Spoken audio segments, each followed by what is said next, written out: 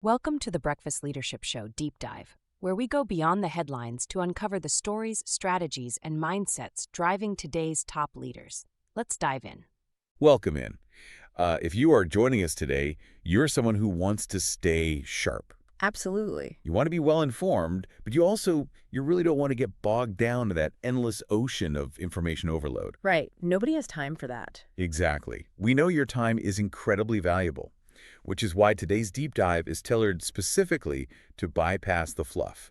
We're getting straight to the core of something every single one of us deals with. Yeah, we're unpacking a really fascinating mountain of research today. We are. It's heavily driven by recent Gallup data, and the central theme here is building a collaborative culture that actually drives engagement and performance. And, collaboration it's one of those words that gets slapped onto every corporate mission statement. Usually right next to a stock photo of people smiling at a whiteboard. Exactly. But our mission today is to look at the hard science and the actual strategy behind it. We're going to explore why meaningful partnerships at work do not happen by accident. They require intentional design, a shared language, and highly consistent leadership. What's fascinating here is that we have to completely reframe how we view collaboration in today's workplace. How so? Well, it is not just a soft buzzword to put on a poster in the break room, and it's certainly not just about getting along with your coworkers. Right. The data reveals that it's a hard, measurable strategic advantage. It directly impacts whether an organization retains its best talent, how innovative it can be, and ultimately its bottom line performance. So it's not just a nice to have. No, not at all. When you analyze high-performing executive teams, especially those navigating, periods of intense burnout or rapid growth, it becomes undeniably clear that collaboration is the actual engine of the enterprise. Not just a fresh coat of paint. Exactly. Okay, let's unpack this because I want to start with a major misconception that the research points out. Yeah. There's this pervasive myth of organic collaboration. Oh, the idea that it just magically happens. Yes. We tend to operate under the assumption that if you hire a bunch of really smart, talented people and just throw them into a room. Or onto a virtual Zoom call. Right. That they will just naturally figure out how to work perfectly together in harmony. Oh. But looking at the observations from experts working directly with these executive teams, that is a total myth. It's a huge blind spot. Culture is not some abstract concept floating in the office air conditioning. It is the accumulated effect of daily interactions, norms, and systems. Collaboration has to be deliberately designed. That assumption of organic magic is precisely where so many organizations stumble and fail. To deliberately design a collaborative culture, there's a fundamental mindset shift that has to take place at every single level of the company. And what does that shift look like? We have to move our thinking away from purely individual contribution and toward true interdependence. Interdependence. Right. Think about a traditional office setup. You might picture a team as just a group of individuals working alongside each other. It's essentially parallel play. Like toddlers in a sandbox, building their own separate castles. Exactly. But true collaboration, as the Gallup data emphasizes, is about deeply understanding how your specific cognitive and operational strengths interact with the strengths of your colleagues. Okay, I see. It's a shift from asking, what can I achieve on my own, to asking, how do our combined differing abilities solve this incredibly complex problem? That makes a lot of sense, but I want to ground this in reality for a second. It's one thing to talk about interdependence conceptually, but how do teams actually do that when everyone is just drowning in their daily tasks? That's the real challenge, isn't it? It is. And the research highlights a highly practical tool from Gallup called the Bring in Need framework. On the surface, it sounds simple. Team members clearly articulate what they bring to a partnership and what they need from others to perform at their absolute best. It is simple, but incredibly effective. Can you walk us through what that actually looks like in a messy, real-world work environment? Sure. Let's use a very common scenario. Imagine you have someone on your team who is incredibly strong in execution. What they bring to the table is operational discipline. Okay, the person who actually remembers to update the tracking spreadsheet. Yes, the spreadsheet champion. They hold people to hard deadlines, they make sure the trains run on time, but because they're so hyper-focused on the immediate details, they might naturally struggle with big picture vision. Or adapting to sudden changes. Right. So what they need is support from a partner who naturally prioritizes strategy and future pacing. Someone who can look 6 months down the road and say, hey, the landscape is shifting, we need to pivot. We've all experienced the friction when those two types of people don't communicate those needs. Oh, constantly. You might get an email from that execution-focused colleague that is just 3 blunt bullet points and no greeting. And you're staring at it thinking, Wow, they are really mad at me. But really what they bring is extreme efficiency, and what you need might just be a little bit of context and conversational warmth. and articulating those exact dynamics is what removes the guesswork from daily interactions. When teams can openly discuss these things, saying, I bring this hyper-focus, but I need you to help me see the blind spots, it increases trust and dramatically decreases interpersonal friction. Because you aren't left taking things personally. Exactly. The research draws a direct line here to psychological safety. And just to be clear, psychological safety doesn't mean everyone is coddled or that there are no standards. Right, it's not about lowering the bar. It simply means feeling safe enough to say, I'm great at this, but I lack the skills for that and I need help, without fear that it will be used against you in a performance review. That vulnerability is the absolute first step to better collaboration. Here's where it gets really interesting. When we look at the hard data on retention and connection, it completely destroys the argument that workplace relationships are just a nice-to-have HR initiative. It really does. We all know that right now, talent shortages are a massive problem, and the cost of recruiting, hiring, and onboarding new talent is astronomical. It's a huge burden for companies. So keeping your best people is critical. What do the numbers actually tell us about how collaboration impacts someone's decision to stay at a company? The numbers are staggering.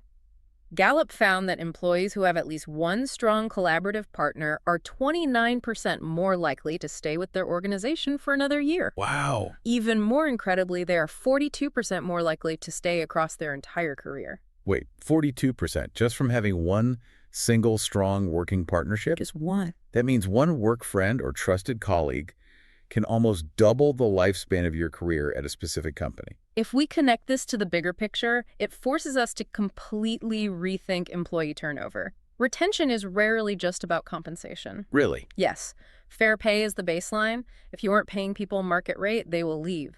But what actually keeps people rooted in an organization during tough times is connection. Not just a bonus structure. Right. When you feel understood, valued, and supported by even just one colleague, your sense of belonging increases exponentially. That connection acts as a psychological buffer against workplace stress. That makes total sense. When a project goes off the rails or a client gets angry, having a trusted partner reinforces your resilience. You aren't facing the fire alone. The engagement research confirms this. Strong workplace relationships are directly correlated with lower turnover and much higher resilience when things get difficult. So for anyone listening who manages a team, this is pure risk mitigation. It's a hardcore performance strategy. Absolutely. But let's play devil's advocate for a moment. Let's say I'm a middle manager, I hear this, and I want to foster these partnerships. The research points out a major roadblock, which is the vocabulary problem. Yes, the vocabulary problem is huge. Many organizations try to launch these collaboration initiatives, but they lack a shared vocabulary. Without a common language, expectations are vague and misunderstandings just multiply. They definitely do. But practically speaking, how does a manager establish a shared vocabulary without it just feeling like more corporate busy work or a mandatory personality test that everyone resents? This raises an important question because nobody wants another meaningless team-building exercise. This is where a structured, objective framework like Gallup's Strengths Framework becomes incredibly useful. How does it fix the vocabulary issue? It solves it by giving teams a clinical, non-judgmental way to discuss their working styles, their communication preferences, and their decision-making approaches. So it takes the personal sting out of it. Exactly. Instead of saying, you're being too aggressive in meetings, someone can say, your style is very direct and command-oriented, whereas I need time to process before I respond. Oh, that's much better. When you have the actual words to describe your cognitive and operational style, alignment improves naturally. You aren't guessing at motives anymore. And the research backs this up with some heavy-hitting insights from the Harvard Business Review. High-performing teams do not just wing their communication. No, they don't. The HBR data consistently points to clear processes as a defining trait of effective collaboration. It's not just about liking the people you work with. It's about having structured systems in place. Systems are what make it scalable. The research outlines 4 specific systems that leaders need to implement to reduce ambiguity and tension. Let's break these down because this is where the theory hits the pavement. The first system is strength mapping sessions. What does that actually look like in practice? A strength mapping session is a dedicated time where a team visualizes their collective capabilities. Imagine actually getting in a room or on a shared digital whiteboard and mapping out who excels at what. Okay, laying it all out. Yes. You might visually group the team into categories. Who are our analytical thinkers? Who are our relationship builders? Who are the execution powerhouses? I see. When you have a visual or mental model of the team's landscape, you instantly know who to tap for specific challenges. If a project requires intense data analysis, you don't just assign it to whoever has free time. You assign it to the person whose map shows that as a core strength. That leads directly into the second system, which is creating clear team agreements. And this is huge. This means explicitly defining the rules of engagement for the team. Crucial for modern teams. Think about the anxiety of modern communication. If I send you a Slack message at 4 p.m., do you need to reply immediately? Right, or what warrants putting a 30-minute meeting on the calendar versus just sending a quick email? Establishing these agreements up front, literally creating a service-level agreement for how the team talks to each other, prevents so much unspoken frustration down the line. And then you have to maintain those agreements, which brings us to the third system, structured collaboration check-ins. Notice the emphasis on the word structured. So not just a casual catch-up. No, this is not a casual, how's it going, while you're waiting for a Zoom meeting to start. This is a dedicated 15 or 30 minutes on the calendar to assess how the partnership itself is functioning. You aren't talking about project deliverables or metrics. You are asking meta questions. Are we communicating well? Are our team agreements still working for us, or do we need to adjust our Slack etiquette? Are we hitting any bottlenecks in how we hand off tasks? I can see how that would catch resentments before they build up. Mm-hmm. The fourth system might be the most critical for actually getting work done, having defined decision rights and escalation pathways. Essential. I think everyone listening has been in a situation where a project completely stalled out because two different departments or two different managers thought they had the final say. The classic turf war. Right. Who makes the call? Right. And if there is a fundamental disagreement, what is the clear professional pathway to escalate and resolve it without it turning into a battle? When these four systems, strength mapping, team agreements, structured check-ins, and decision rights are in place, you drastically reduce ambiguity. And when you reduce ambiguity, interpersonal tension drops like a stone. And that transition from tools to behavior is vital. We see companies constantly throwing money at the newest project management software or the slickest communication platform. Genuinely thinking a new piece of tech will fix their broken culture. Exactly. But the research is crystal clear on this point. Collaboration is influenced far more by leadership behavior than by any specific tool or app. So true. You can buy the most expensive enterprise software in the world, but if the leadership behavior is toxic, unpredictable, or punitive, true collaboration will absolutely fail. Leaders dictate the culture. Through their everyday actions, they show whether vulnerability, partnership, and shared accountability are going to be encouraged or if they're going to be penalized. It's the classic what gets rewarded gets repeated. Yeah. Leaders have to actively model this awareness. But more importantly, the research stresses that they must reinforce collaborative behaviors publicly. This is a point people often miss. If a leader stands up in an all-hands meeting and only praises the lone wolf who pulled an all-nighter to save a project, they are subtly telling the company that individual heroics are what matter. Precisely. If you want a collaborative culture, you have to publicly recognize the partnerships. You say, the way person A and person B navigated their different working styles to deliver this project was fantastic. That completely changes the incentive structure. It does. When collaborative behavior is recognized and rewarded in front of the whole team, it embeds itself into the DNA of the culture. This is deeply tied to the emotional intelligence of the leadership team. How so? Leaders who demonstrate self-awareness about their own weaknesses, who show empathy, and who practice disciplined communication are the ones who create environments where trust forms easily. And if they don't? If a leader lacks self-awareness and refuses to admit what they need from others, the team will immediately put their walls up. No one is going to share their vulnerabilities if they think the boss is going to use it as ammunition later.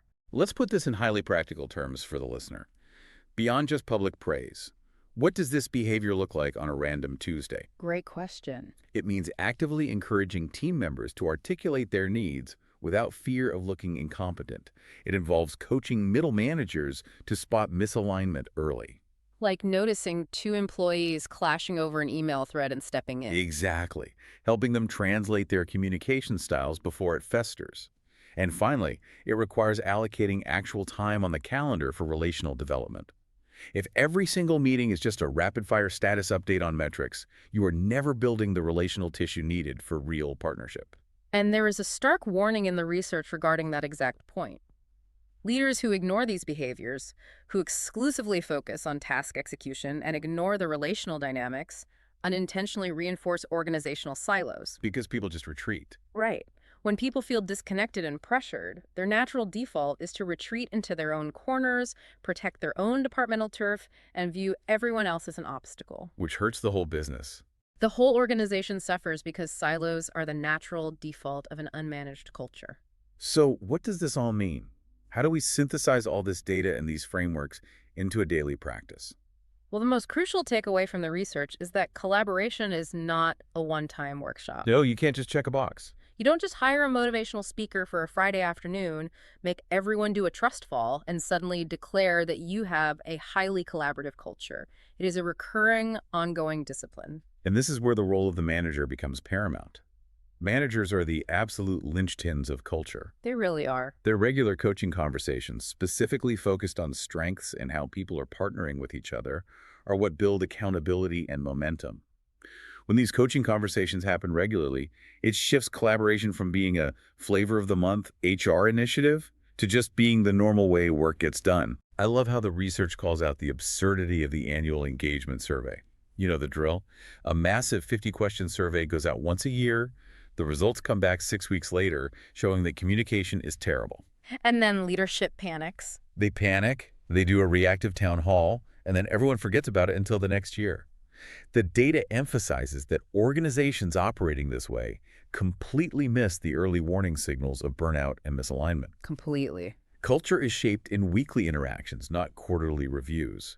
If you are waiting for an annual survey to tell you how your team is collaborating, you are already months behind reality. To pull all of this together into a truly actionable strategy, the research outlines 5 ultimate priorities for leaders. If you are listening to this, whether you manage a team of 2 or an entire department, this is your checklist. Okay, let's go through them. Priority 1, build strengths awareness across your teams. People need to intimately know what they are good at and what their peers are good at. Priority 2, normalize those. Bring in need conversations. Make it a standard, expected part of kicking off any new project or initiative. Priority 3, publicly reinforce collaborative behavior. Stop only praising the lone wolves. Start shining a spotlight on great partnerships. Priority 4, establish structured team communication norms. Get those team agreements in place so everyone knows the rules of the road regarding emails, meetings, and response times. And priority 5, hold regular check-ins that focus specifically on the partnership itself, not just the deliverables. Make it a habit to ask, how are we working together, instead of just, is the project on time? That's a huge shift in focus. We cannot overstate this final conclusion from the data. Collaboration is not an initiative to be delegated to HR. It is a core leadership capability. It has to be designed, modeled, and reinforced consistently by the people actually driving the business forward. The direct benefits for your own professional environment are massive. When a collaborative culture is designed well, it actively reduces burnout because you are distributing responsibility and clarifying expectations. It creates safety. Nobody feels like they're carrying the weight of the world alone in the dark. In volatile, uncertain environments, which is virtually every industry right now, collaboration becomes a stabilizing force. It aligns your talent, it eliminates the friction that slows projects down, and it accelerates your execution. Leaders who truly understand this data treat collaboration as strategic infrastructure. It is as vital to the survival of the company as the supply chain or the financial reporting systems. It's that important. Those who treat it as a mere slogan or a soft nice-to-have will simply be outperformed and out-innovated by those who build it into the very foundation of their teams. As we wrap up this deep dive, I want to leave you with a final provocative thought to mull over, building directly on the data we've explored today. The research unequivocally proves that having just one strong collaborative partner dramatically changes an employee's career trajectory, their resilience under stress, and their ultimate loyalty to a company. The scale of that impact is just incredible. Think about it. So look around your current workplace. Who is that partner for you right now? And perhaps even more importantly, as you think about the kind of culture you want to build, are you currently being that partner for someone else? Thank you so much for joining us for this deep dive. We hope you take these insights, apply them to your very next team interaction, and start deliberately designing the culture you actually want to work in. Take care, and we will catch you next time.